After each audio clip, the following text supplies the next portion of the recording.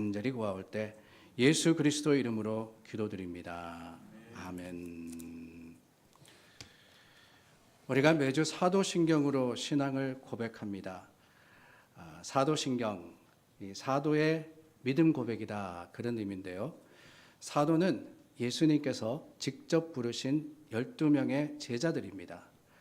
그렇다 그래서 사도신경이 그들이 직접 고백한 것은 아니나 초대교회가 그 당시 극성을 부리던 이단 신앙에 맞서서 바른 믿음의 모습이 뭐냐, 우리가 믿는 바른 신앙은 어떤 것이냐라는 것을 선포하고자 사도의 전통을 따라 고백한 것이 바로 사도신경입니다. 지금 우리가 외우는 그 형식을 갖춘 것은 주 약 180년경이라고 합니다. 오늘 우리가 그 사도신경으로 신앙을 고백하는 이유도 마찬가지입니다. 날이 갈수록 심해져가는 신앙의 왜곡과 또한 믿음의 도전 앞에 우리가 함께 믿음을 고백함으로써 바른 교회의 모습을 지켜가기를 원하는 겁니다. 이 사도신경 매주 외우는데 여러분, 사도신경에 두 사람의 이름이 나오는 거 아십니까? 이는 성령으로 잉태하사 동정녀 마리아에게 나시고 본디오 빌라도에게 고난을 받으사 십자가에 못 박혀 죽으시고, 그렇습니다. 마리아와 빌라도라는 두 사람이 이 신앙 고백에 드러나 있습니다. 이들은 극명하게 대조가 되어 나옵니다. 하나님의 구원사에서 그들의 위치와 존재의 의미에 있어서 전혀 반대의 역할을 하고 있습니다. 마리아는 하나님의 뜻을 받아들이고 순종함으로써 구원의 역사에 동참한 사람이었습니다. 그러나 빌라도는 자신의 야망과 자신의 자리를 지키기 위해서 세상과 타협함으로써 예수님을 거부했습니다. 마리아는 자신의 것을 모두 포기함으로써 모든 것을 얻었고, 빌라도는 예수님을 거부함으로써 모든 것을 다 잃어버렸습니다. 마리아는 하나님의 은총을 입은 지극히 존귀한 인간성을 대표하지만 빌라도는 하나님의 은총을 거부한 비참한 인간성을 대표하는 겁니다. 이 빌라도라는 사람이 누구냐? 빌라도는 예수님의 죽음을 전후해서 약 10년 동안 팔레스타인 지역을 다스렸던 로마의 총독이었습니다. 로마 총독으로서는 유일하게 예수님을 직접 대면한 사람이 빌라도였어요. 유대 역사가 요세푸스에 하면은 빌라도가 어떤 사람이냐? 로마 깃발을 예루살렘으로 행진하여서 가져온, 그럼으로써 유대인들의 마음을 불쾌하게 한 그런 총독이었다고 합니다.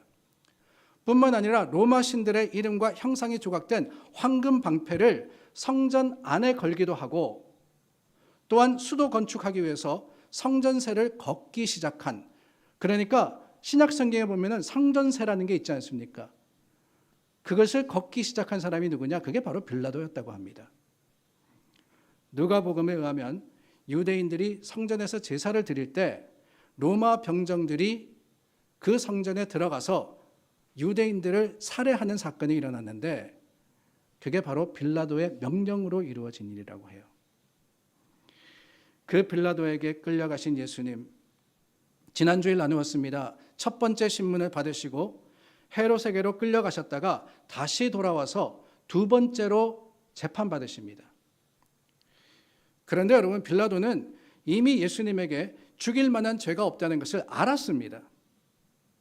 그래서 회피하기 위해서 헤롯에게 보냈는데 다시 자기 앞에 예수님이 돌아온 겁니다.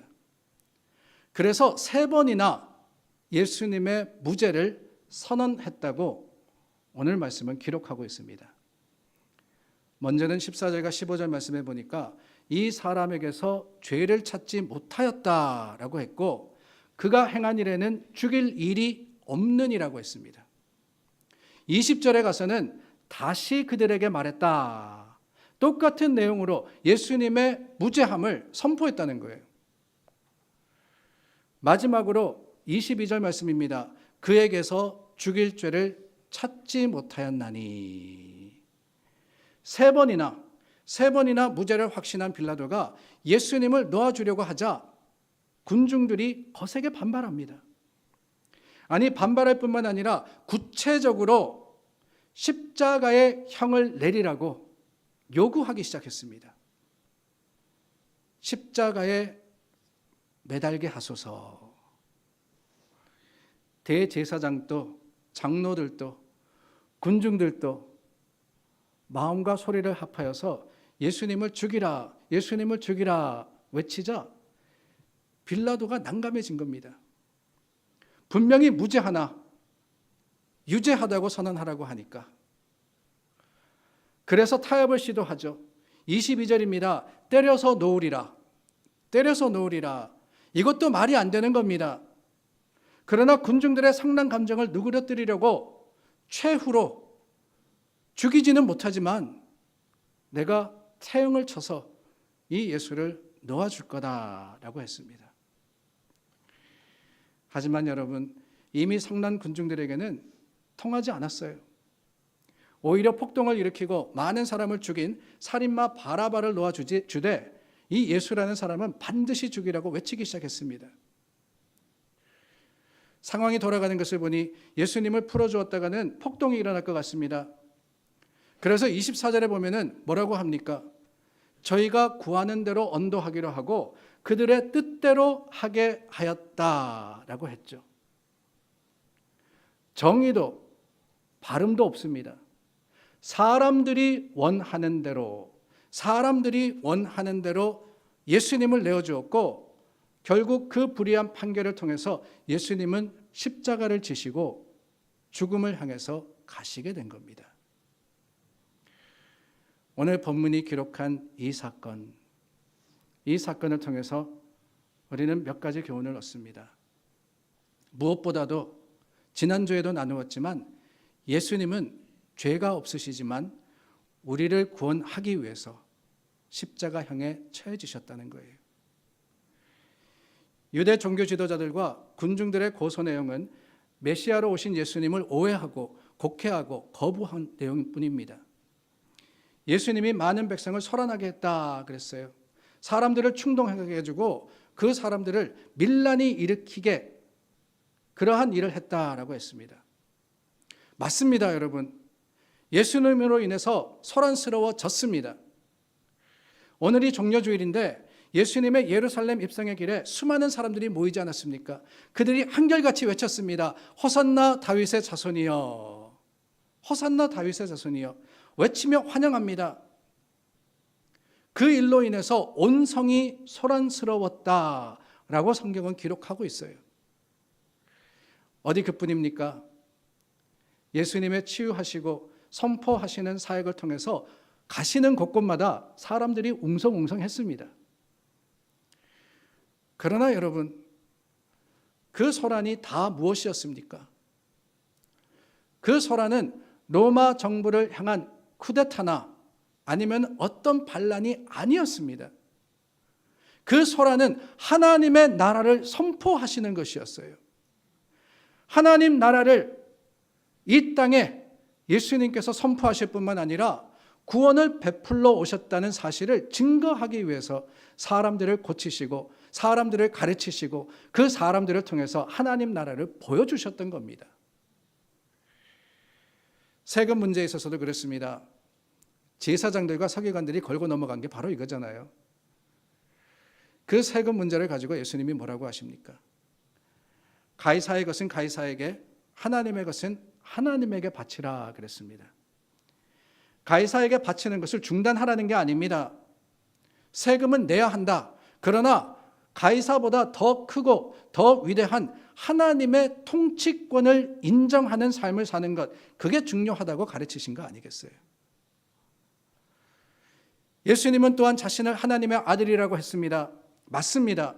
그러나 여러분, 그것은 그들이 주장하는 것처럼 신성모독이 아니라 사실 아닙니까? 하나님의 아들이 이 땅에 오셨습니다. 그분이 바로 예수님이세요. 그러므로 여러분, 빌라도는 1차 신문과 2차 신문에서 4번씩이나 예수님의 무죄를 선포했던 겁니다. 헤롯 또한 그에게서 어떤 죄도 발견하지 못했습니다. 그래서 히브리서 4장 15절 말씀에 보면 모든 일에 우리와 똑같이 시험을 받으시니로되 죄는 없으시니라 라고 말씀하신 거예요. 예수님 재판 받으셨습니다. 예수님 고난당하셨습니다. 예수님 십자가 지셨습니다. 그 십자가에 죽으셨습니다. 그러나 죄는 없으셨습니다. 그렇다면 여러분, 왜 죄 없는 예수님이 십자가에 죽으셔야 했나요? 이게 중요해요, 이게. 마가복음 10장 45절입니다. 인자가 온 것은 자기 목숨을 많은 사람의 대속물로 주려 함이니라. 예수님이 말씀하셨습니다. 왜 이곳에 오셨느냐? 왜 십자가를 지셨느냐? 대속물이 되기 위해서. 즉 십자가에 죽으심으로써 우리 죄를 대신 지시고 죽으려고 하셨다는 거예요. 로마서 4장 25절은 예수는 우리가 범죄한 것 때문에 내줌이 되고 또한 우리를 의롭다 하시기 위하여 살아나셨느니라 라고 했습니다. 예수님께 죄가 있어서가 아니라 우리를 향한 사랑 때문에, 그 사랑 때문에 죽으셨음을 선포하는 거예요. 사랑하는 여러분, 예수님 죄가 없으신 분이십니다. 주님이 당하신 고난은 우리 때문입니다. 예수님은 우리 죄값 때문에 우리를 죄와 사망에서 구원하시기 위해서 자기 몸을 희생하신 거예요. 예수님은 우리를 사랑하시기 때문에 말로 할 수 없는 고난과 수치와 죽음을 당하시면서 끝까지 침묵하셨습니다. 그 큰 사랑을 우리가 기억하며 감사할 뿐만 아니라 찬송으로 오늘을 살아갈 때 우리는 주님을 고백할 뿐더러 세상에 그 주님을 선포하게 되는 겁니다. 그러나 여러분, 우리가 주님 앞에 바로 서지 못하면 한순간에 우리는 세상의 풍조를 따라가게 됩니다. 군중은 이기적입니다. 감정적입니다. 가치관이 자신 중심에 되어 있습니다. 오늘 말씀을 보세요. 유대 백성들이 그곳에 모여서 예수님을 십자가에 못 박으라고 외쳤습니다. 어떤 사람들이었습니까? 말씀드린 대로 불과 5일 전에 예수님이 예루살렘 성에 들어오실 때 종려나무 가지를 흔들면서 외쳤던 사람들입니다. 환영하며 호산나 호산나 찬송했던 사람들입니다. 로마 식민 생활에 지쳐서 예수님이 메시아라고 믿고 그 주님이 로마의 압제로부터 자신을 구원해 줄 것을 믿었던 사람들입니다. 그런데 여러분, 예수님은 본인이 그리스도라고 하시면서도 그 모습을 가만히 보니까 연약하기 그지없는 거예요. 침묵하십니다. 오히려 끌려가십니다. 재판 중에도 대답하지 않으세요. 그 모습을 보면서 사람들의 마음이 바뀌기 시작합니다. 타락한 인간의 본능은 그렇습니다. 폭력적이고 음란해요. 다른 사람을 미워하는 마음, 죽이고 싶어하는 마음, 내게 유익이 되지 못하면 버리려고 하는 그 습성이 우리의 마음과 생각을 주장하고 있습니다. 그게 바로 죄이기 때문에. 원초적인 본능이 우리로 하여금 더 자극적이고 더 강한 쾌락을 구하게 하고 오히려 세상을 향해서 치닫게 만듭니다. 드라마나 영화 보세요. 요즘 인기 있는 드라마, 영화 가만히 보니까 얼마나 막장인지 모릅니다. 이게 막장이 되어야 인기가 있더군요. 왜 그렇습니까? 다른 게 아니죠. 우리 본성이 그래서 그런 거예요. 그것을 보면서 대리 만족을 느끼는 악한 존재가 바로 저와 여러분들이기 때문에 세상은 어떻게 우리를 유혹하느냐? 세상은 소리치면서 유혹합니다. 세상은 우리를 휩쓸려 가게 만듭니다. 더 추한 본성을 자극하고 더 강한 쾌락을 위해서 살아가게 만드는 거예요. 그렇기 때문에 여러분, 우리는 우리 힘으로 살지 못합니다. 내 힘으로 서려고 하면 넘어지게 되어 있는 거예요. 사람들이 몰려갈 때 그 뒤를 쫓아가게 되어 있습니다.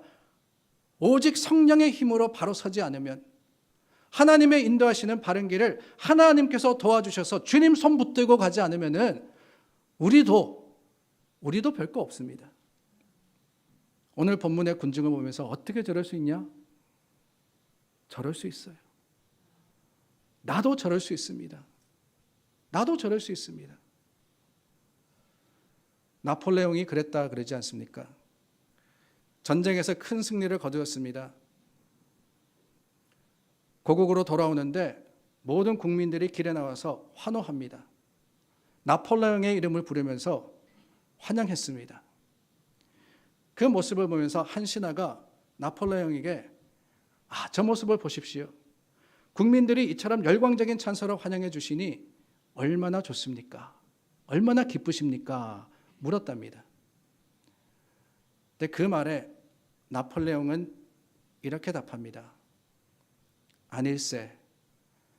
이 무분별한 군중들은 상황이 조금이라도 바뀌어서 내가 단두대로 향하고 있다라고 할지라도 지금과 마찬가지로 열혈히 환영할 것에. 그렇습니다, 여러분. 우리가 주님의 십자가를 굳게 붙들지 않으면 우리도 마찬가지입니다. 세상의 유혹과 세상의 죄를 쫓아가게 되어 있습니다. 갈라디아서 5장에 말씀하지 않으십니까? 너희는 성령을 쫓아 행하라. 그리하면 육체의 욕심을 이루지 아니하리라. 성령의 그 인도하심을 쫓아가지 않으면 뭐라고 하시느냐? 육체의 욕심을 따라가게 되어 있다는 거예요. 그 육체의 욕심이 뭐냐? 육체의 일은 현저하니 곧 음행과 더러운 것과 호색과 우상숭배와 술수와 원수를 맺는 것과 분쟁과 시기와 분냄과 당짓는 것과 불리함과 이단과 투기와 술취함과 방탕함과 또 그와 같은 것들이라. 우리가 성령으로 살면 성령으로 행하지만 그렇지 않으면은 육체의 유혹을 따라 살 수밖에 없습니다. 믿음의 반석 위에 굳건히 뿌리를 내리고 십자가를 붙들지 않으면은 휩쓸립니다. 세상에 떠내려가게 돼 있습니다. 군중들만이 아니었어요. 빌라도를 보시기를 바랍니다. 말씀드린 대로 빌라도는 예수님에게 죽일 만한 죄를 찾지 못했습니다. 그러나 여론에 밀려서 무죄한 예수님에게 십자가형이라는 사형을 언도하고 예수님을 넘겨주고 맙니다. 왜 그랬느냐? 다름이 아니죠. 빌라도는 자신의 야망과 또한 자신의 권력을 지키기 위해서 타협한 겁니다. 바른 길이 어느 길인지 알았지만 그 길을 가는 것이 어려웠기 때문에 오히려 쉬운 길, 군중들과 야합하는 그 길을 택한 것입니다. 그 순간의 선택이 지난 2000년 동안 모든 성도에게 경고가 되어서 선포되지 않습니까? 우리는 기억해야 합니다. 다수가 바른 게 아니라고요. 세상 사람들 다 이게 옳다 하고 이렇게 하는 게 편하다 그러며 이렇게 해야 성공한다라고 할지라도 그 길이 바른 길이 아닙니다. 그리스도인에게 있어서 여론보다 세상의 사람들의 판단보다 더 중요한 것은 다름이 아니라 신앙이며 말씀입니다. 돈보다 명예보다 지위와 권세보다 더 중요한 것, 그 믿음을 우리가 지킬 때 사람들이 뭐라 하는 게 중요한 게 아니에요. 하나님의 뜻을 찾고 그 하나님의 뜻을 우리가 붙들 때 그때 우리는 바로 서게 되는 것이며 그때 우리는 승리하게 되는 겁니다. 다니엘의 세 친구들 기억하시죠? 금신상에 절하지 않으면 풀무불에 던져넣겠다는 그 위협 앞에서 신앙을 지킵니다. 다니엘 3장 보니까 왕이여 우리가 섬기는 하나님이 계시다면 우리를 맹렬히 타는 풀무불 가운데에서 능히 건져내시겠고 왕의 손에서도 건져내시리라. 그렇게 하지 아니하실지라도 왕이여 우리가 왕의 신들을 섬기지도 아니하고 왕이 세우신 금신상에게 절하지도 아니할 줄을 아소서라고 했습니다. 하나님을 섬기겠다는 거예요. 누가 뭐라 그래도 거기에 위협이 있고 거기에 위험이 있으며 거기에 어려움이 있고 아픔이 있다 할지라도 바른 길이 뭐냐? 그게 하나님의 길이라면은 우리는 하나님의 길로 갑니다. 여러분 얼마나 멋집니까? 초대교회 때도 사도들은 권세자들의 회유와 협박에도 조금도 굽힘이 없었습니다. 복음을 전하던 베드로와 사도들을 끌어다가 공회 앞에 세웁니다. 대제사장이 그 제자들에게 예수님의 이름으로 분명히 사람들을 가르치지 말라고 했는데 왜 또 가르치느냐 협박했을 때 베드로가 대답합니다. 사람보다 하나님께 순종하는 것이 마땅하니라 라고 말입니다. 사람의 말을 듣는 게 옳으냐 아니면 하나님의 뜻을 행하는 게 옳으냐, 하나님께 순종하는 것이 마땅하다고 선포했습니다. 사도 바울도 마찬가지입니다. 갈라디아서 1장 10절 말씀해 보니까 이제 내가 사람들에게 좋게 하랴 하나님께 좋게 하랴 사람들에게 기쁨을 구하랴. 내가 지금까지 사람들의 기쁨을 구하였다면 그리스도의 종이 아니니라 라고 했습니다. 우리가 세상의 풍조에 휩쓸려서 세상 사람들의 그 생각과 뜻을 쫓아간다면 우리는 그리스도인이 아닐 수 있습니다. 오늘 설교의 제목이 중간입니까? 중심입니까? 입니다. 우리의 사고와 또한 삶을 판단하는 척도가 중간이냐 중심이냐에 따라서 확연히 다른 삶을 살게 됩니다.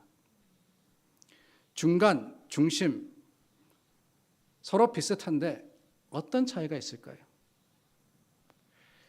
중간에 서면 엉거주춤하게 되어 있습니다.